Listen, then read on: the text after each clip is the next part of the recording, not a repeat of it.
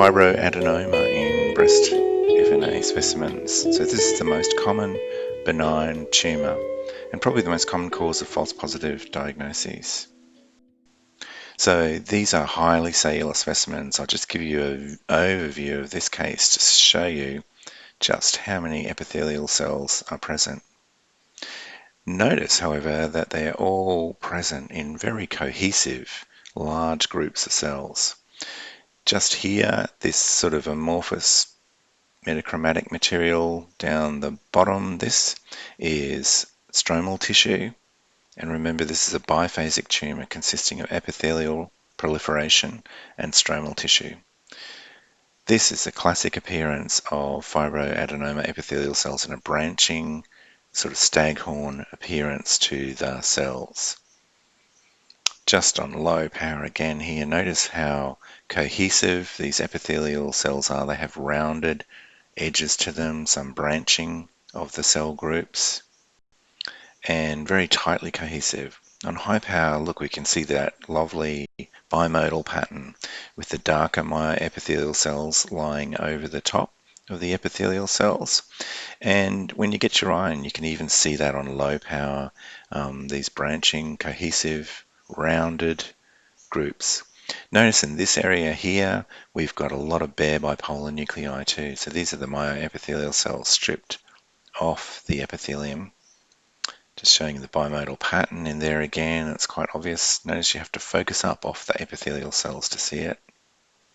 Another huge group here of epithelium, and I think even at this power you can see that it's bimodal and cohesive. This is the Giemsa. Notice all the bare bipolar nuclei in the background here. Some people describe these as being like showers. This is some more stroma here, that pink mucinous looking material there underneath the epithelial cells. Lots of bare bipolar nuclei. And they should roughly be in proportion to the epithelial cells. So with this number in the background, I would know this is definitely not malignant.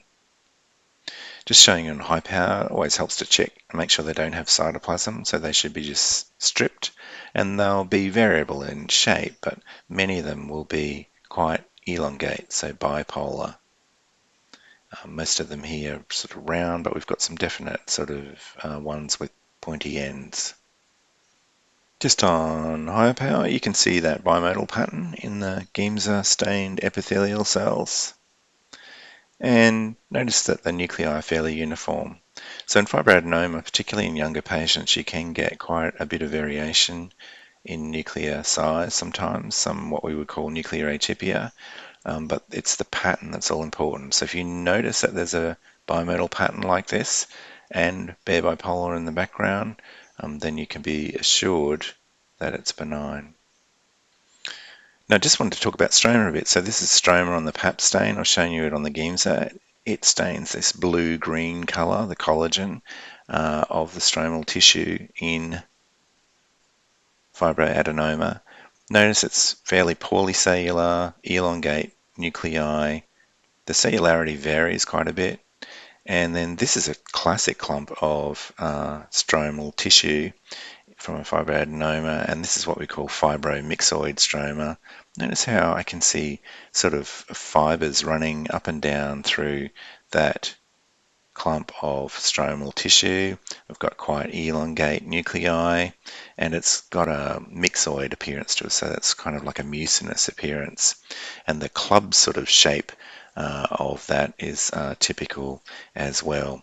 So the amount of stromal tissue that we see varies case to case. So in summary, fibroadenomas are usually highly cellular. Now, histologically, the tumour usually consists of more stroma than it does epithelial cells, but the process of needling that samples the epithelial cells preferentially, so you end up with more epithelial cells than stroma usually.